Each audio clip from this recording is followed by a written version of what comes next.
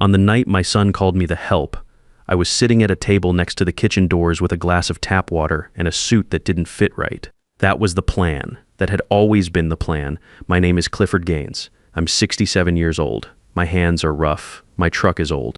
My house has paint that's been peeling since the second Bush administration. I also own Gaines Industrial Holdings, a logistics operation that moves cargo across 3 continents, employs over 4,000 people, and has a Forbes profile from 2019 that called me the ghost the shipping industry didn't see coming. Nobody at that wedding knew any of that. I'd spent 30 years making sure they wouldn't. The Grand Meridian Hotel ballroom was the kind of room built to make certain men feel large and other men feel small. Crystal chandeliers, floors so polished you could see your reflection walking toward you. I sat at table 18, the one tucked behind a support column near the service entrance. Every time a waiter pushed through the kitchen doors, I got a face full of steam and the smell of filet mignon I wasn't going to be eating. It was the table for people who didn't matter. I knew it the moment Terrence walked me to it. He hadn't said anything outright. He never did when he was embarrassed. He just put his hand on my shoulder, said, "You'll be comfortable here, Dad," and moved on before I could respond. His smile never reached his eyes. I've been watching that smile for 35 years. I knew the difference. Across the ballroom, the Hargrave family held court at the head table like they owned the room. Conrad Hargrave, my new father-in-law by marriage, wore a tuxedo that had been fitted to him like a second skin. He held his champagne glass from the stem, not the bowl, a man who'd been trained to look wealthy. His wife Loretta sat beside him in diamonds that caught the light every time she turned her head, which was often, because she wanted people to notice. Their daughter Nadine, Terrence's bride, moved through the reception like a campaign manager, working a room, shaking the right hands, laughing at the right moments, watching to make sure she was being watched. Terrence sat at the head table next to her. He looked like a man holding his breath. 3 weeks before the wedding, he'd come to my house. He sat at my kitchen table with his hands around a coffee mug and told me he needed tonight to go a certain way. Important people would be there, Conrad's business partners, investors, people who could help Terrence's career if the right impression was made. "I just need you to let me handle the introductions," he said. "What does that mean?" He looked at the table. "It means don't bring up the shop, don't talk about welding, don't mention the truck." He paused. "These people, they have a certain way of sizing things up. First impressions matter to them." I looked at my son. I looked at the man I'd raised to stand straight and look people in the eye. He was staring at the floor of my kitchen. "Okay," I said, "I'll follow your lead." He left without finishing his coffee. What he didn't know was that I'd been watching the Hargraves for 6 months before that conversation. My PI, a quiet man named Reeves, had been filing weekly reports. Conrad's real estate development company was bleeding money from 3 directions at once. His primary lender had sold the debt note to a secondary market buyer 2 months prior. That buyer was a holding company called GH Capital. GH Capital was mine. I'd been Conrad's creditor for 8 weeks before the wedding invitations went out, and he had no idea. I hadn't moved yet because I was waiting. I needed to see what Conrad planned to do with my son first. The toast started at 7. Conrad stepped to the microphone like a man who'd been rehearsing. He thanked the guests, praised the venue, complimented his daughter.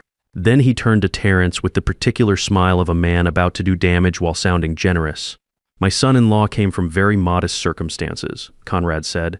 "That's not a criticism. That's a testament to his drive. He pulled himself out of a situation that would have held most men back." He paused. "Let it breathe. I want to acknowledge the people who kept the lights on for him when times were hard, the help who made it possible." He looked across the ballroom, at table 18.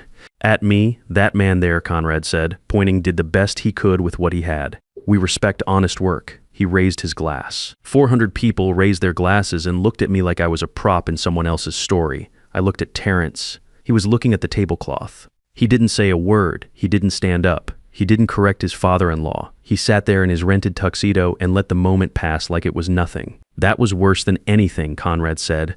"That was the part that settled into my chest and stayed there." I picked up my water glass. I drank it slowly. I set it back down.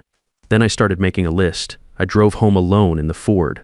The engine rattled at every red light. The heater took 10 minutes to warm up. I didn't mind any of it. I'd driven this truck for 11 years because it got the job done and because I liked the way it felt.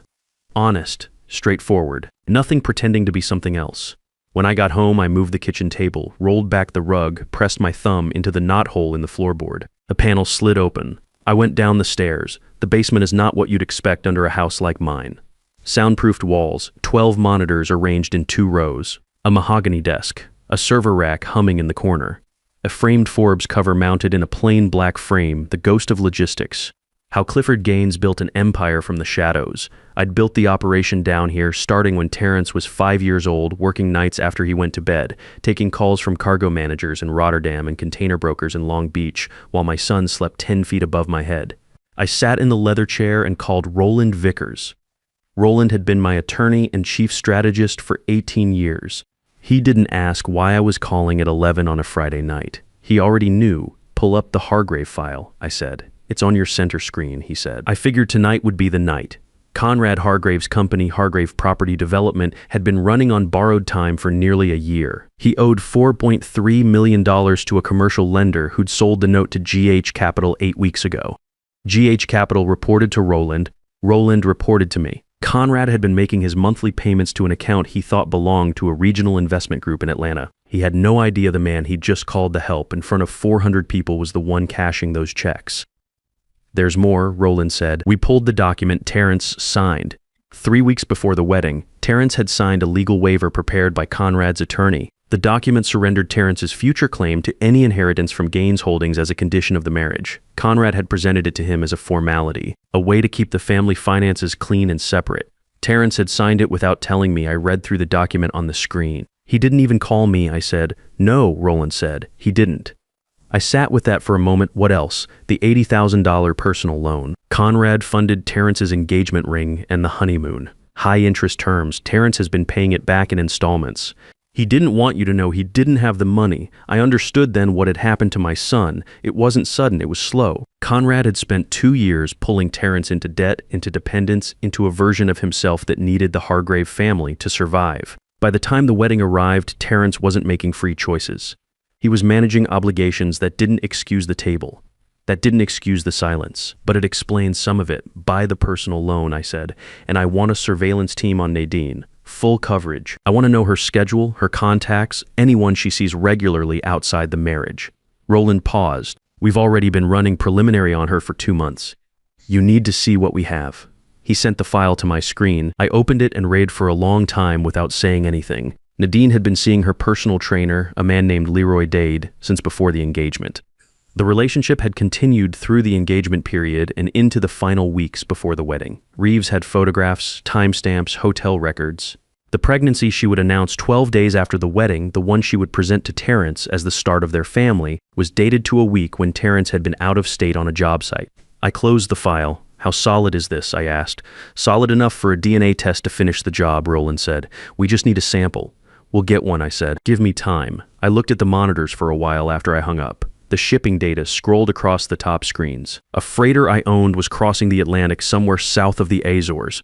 3,000 containers, 40 crew members, all moving on schedule, all accounted for, all doing exactly what they were supposed to do. I thought about Terrence at 5 years old, sitting at the top of those stairs, calling down to ask if I was coming up to read to him. I thought about the way he used to fall asleep before I got to the end of the chapter. I thought about the boots I wore for 10 years because his school needed new science equipment, and I'd promised the principal we'd cover it. I hadn't built any of this for myself. I'd built it so no one could ever put my son in a corner and make him feel like he had to stay there. The problem was that right now, Terrence was choosing the corner himself. I turned off the center monitor and went upstairs to make coffee. Tomorrow I would start the work. The next few weeks were quiet on the surface. Terrence and Nadine came back from their honeymoon. They moved into the house Conrad had helped them lease in a neighborhood where the lawns were maintained by someone else. Terrence sent me a text saying the trip was great. I sent back a thumbs up. That was the whole conversation. Then Nadine posted the video. It went up on a Tuesday afternoon. By the time I saw it, it had already been shared several hundred times. She'd recorded it on her phone, soft lighting, hair down, no makeup. The look of a woman confiding in friends. She talked about how difficult the early months of her marriage had been. She talked about a controlling presence. She didn't say my name, but she didn't have to. She described a father-in-law who had inserted himself into every major decision Terrence had ever made, who had kept Terrence financially dependent, who had made it impossible for her husband to feel like a man in his own right. It was well constructed. I'll give her that. Terrence called me the next morning. He didn't lead with an apology. He led with a request. Dad, I need you to stay low for a while. Don't reach out to any of my colleagues. Don't call Conrad. Just let me manage this. What are you managing, Terrence? The situation. Nadine's upset. The post got more attention than she expected. People are asking questions and I just need things to calm down. I said, what did you tell her about me? Silence. Terrence, what did you tell her? I told her you could be difficult, he said, that you had strong opinions about how I ran my life. That's all. That's all.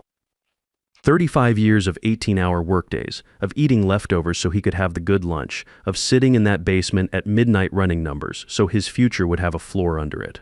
That's all. Okay, I said. I'll stay low. I hung up and called Roland. It's time to move on the dinner, I said. Conrad had been pushing for a family dinner for 2 weeks. A chance to clear the air, he said, to make sure everyone was aligned going forward. He'd suggested Carrington's, a restaurant where a main course cost more than my monthly electric bill. I'd declined twice. Now I was ready to accept. But I had conditions. Roland arranged for a listening device to be placed in the private dining room at Carrington's 48 hours before the dinner. It was no larger than a coat button. Carrington's had recently undergone a renovation, and Roland knew the contractor. The device was embedded in the baseboard beneath the corner booth, the one Conrad always reserved. The dinner was set for a Thursday. Conrad arrived with Loretta and Nadine. Terrence picked me up. We drove mostly in silence. When we walked into the restaurant, Conrad shook Terrence's hand and nodded at me the way you nod at someone holding a door open. We sat. We ordered. Conrad worked through 2 bourbons before the appetizers arrived. He was the kind of man who got looser with a drink in him, and looser meant honest. He waited until Terrence excused himself to use the restroom. Then he put his elbows on the table and leaned toward me with the smile of a man who thought he had already won. Clifford, he said, I want to be direct with you. Terrence is building something now. Real connections, real opportunities, the kind that require a certain image. He let that word sit. We think it would be best for everyone if you took more of a background role going forward, holidays when it works, phone calls when appropriate. But the day-to-day involvement, the drop-ins, the opinions on their finances, all of that needs to stop. I looked at him. Conrad, I said, I appreciate the directness. He nodded like I'd agreed. I'll think about it, I said. He looked slightly surprised. He'd expected either a fight or a cave. He got neither. That bothered him more than either option would have. Terrence came back. Conrad switched into warm father-in-law mode without missing a beat. He told a story about his early days in real estate. He laughed at his own punchline. Loretta touched his arm on cue. I watched my son watch Conrad and try to figure out what kind of man he wanted to be. On the drive home, Terrence was quiet for a long time. Then he said, Conrad just wants what's best for the family. I know what Conrad wants, I said. Terrence didn't ask what I meant. 2 days later, Roland sent me the audio from the dining room. Conrad and Loretta had returned to Carrington's the following evening with Nadine. A follow-up conversation, as it turned out. I put on my headphones and listened. Conrad's voice came through clean and clear. The old man isn't going to be a problem. He doesn't have the resources to push back. Once the waiver holds and Terrence is fully in our corner, we move to the next phase. A pause.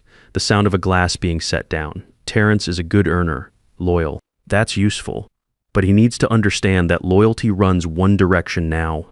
Loretta said, and if the old man causes trouble, Conrad said, he won't. Men like that never do. They complain and they go home. I pulled off the headphones. I picked up the secure phone and called Roland. Start building the file, I said. We're going to need everything. The DNA sample came from a hairbrush. Nadine had left it behind after a Sunday dinner at my house, the last one before things went cold. It was sitting on the bathroom counter, full of long blonde strands. I bagged it carefully, labeled it, and had it at the lab by Monday morning.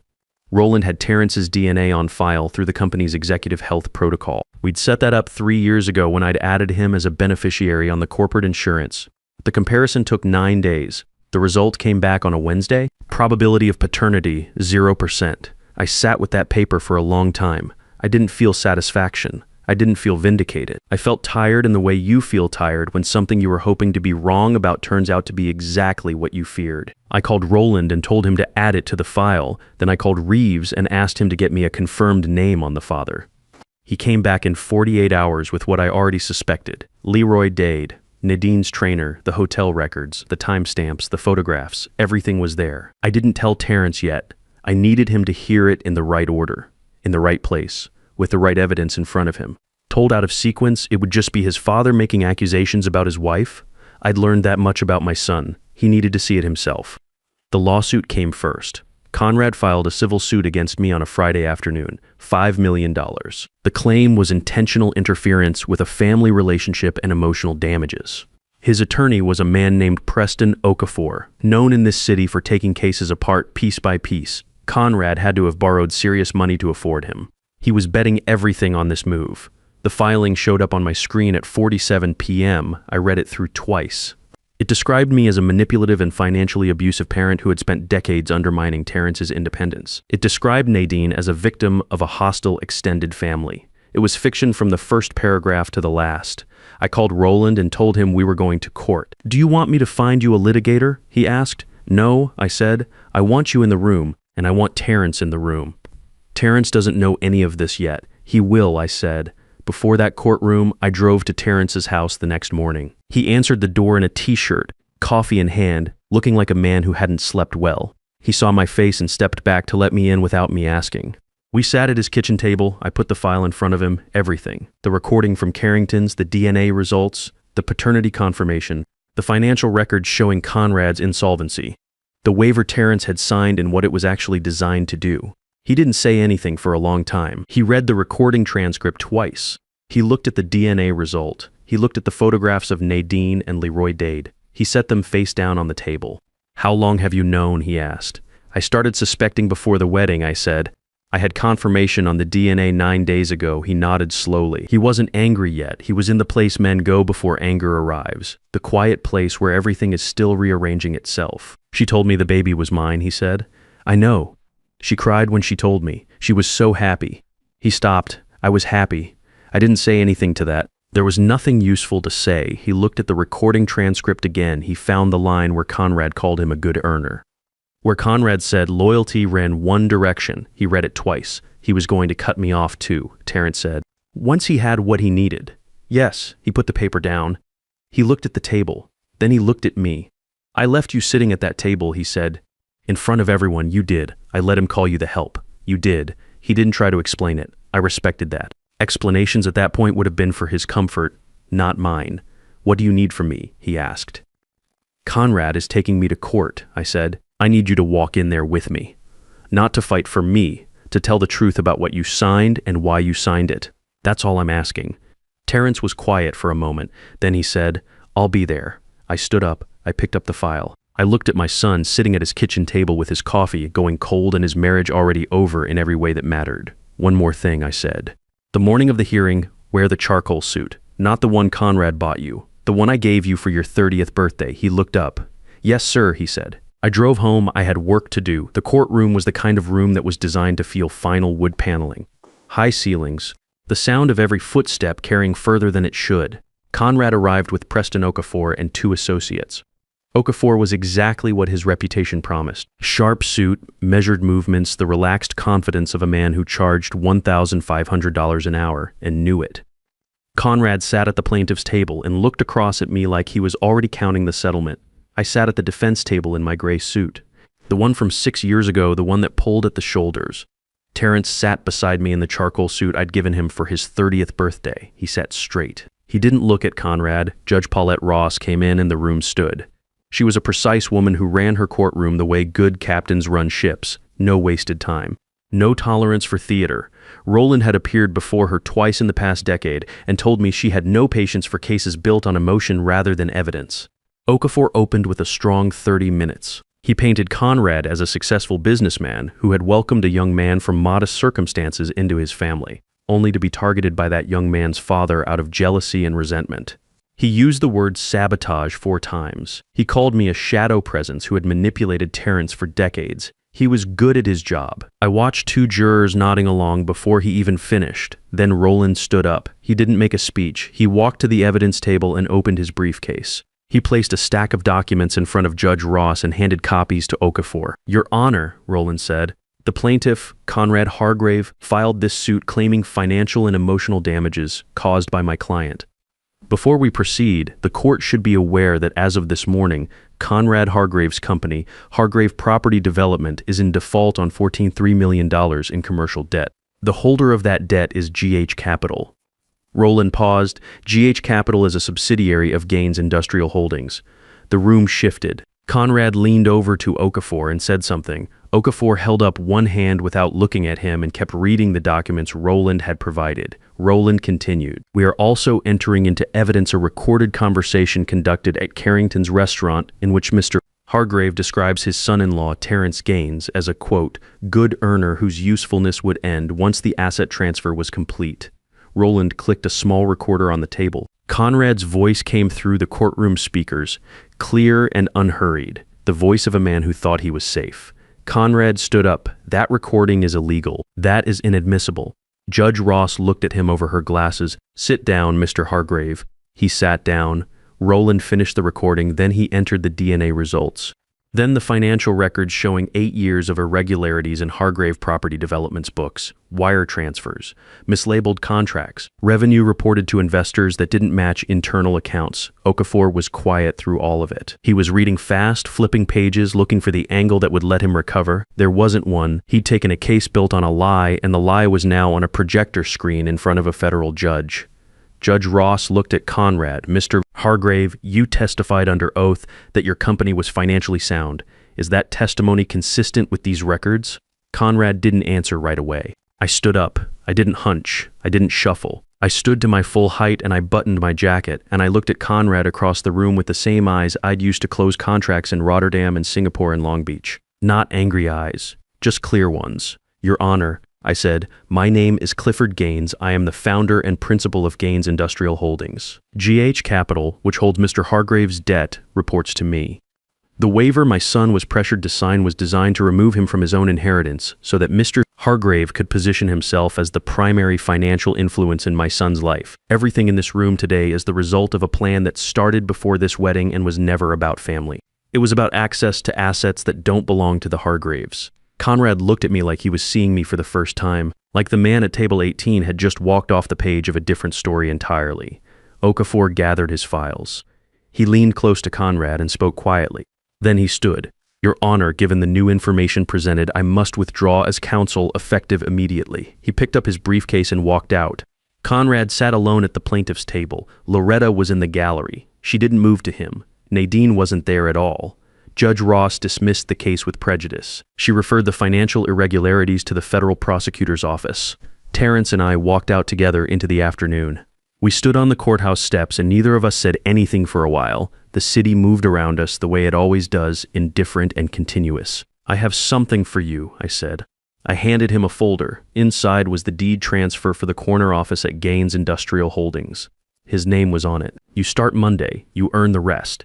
He took the folder. He held it with both hands. I won't let you down again, he said. I know, I said. That's why I'm handing it to you. We walked to the car. Neither of us looked back. 6 months later, Terrence met a woman named Celeste Wynn at a community board meeting for the youth outreach program that had taken over the Hargrave property after the civil asset forfeiture. She ran the program. She'd spent 4 months overseeing the renovation herself, turning Conrad's study into a library and his ballroom into a cafeteria. Terrence volunteered on weekends. That was how it started. Conrad was indicted on 7 counts of wire fraud and 2 counts of tax evasion. He took a plea. 6 years federal. Loretta moved to be closer to the facility. The house was gone. The company was gone. The name Hargrave meant nothing in this city anymore. I still live in the same house. I still drive the Ford. The paint is still peeling. People ask me why I don't move. Why I don't buy something that matches what I'm worth on paper. I tell them this house is where I raised my son. It's where I planned everything and won without raising my voice once. It's where I sat the night of that wedding and decided that the right response to being called the help was not anger. It was patience. It was preparation. It was letting the truth do the work when the time came. I'm 67 years old. My hands are rough. My truck is old. And I just gave my son an empire I built from a basement. That is enough. If you have ever been counted out by someone who only saw what you drove or where you sat or what you wore, you know what this story is really about. It is not about money. It is about what holds when everything else gets tested. Your character, your patience, your willingness to let the work speak for itself when everyone else is making noise. Most men who have been where I have been know exactly what I'm talking about. The question is not whether you have been underestimated. The question is what you built while they were looking the other way. If this story hit something real for you, hit the like button and subscribe. Tell me in the comments, has anyone ever written you off before they knew who they were dealing with? I want to hear from you.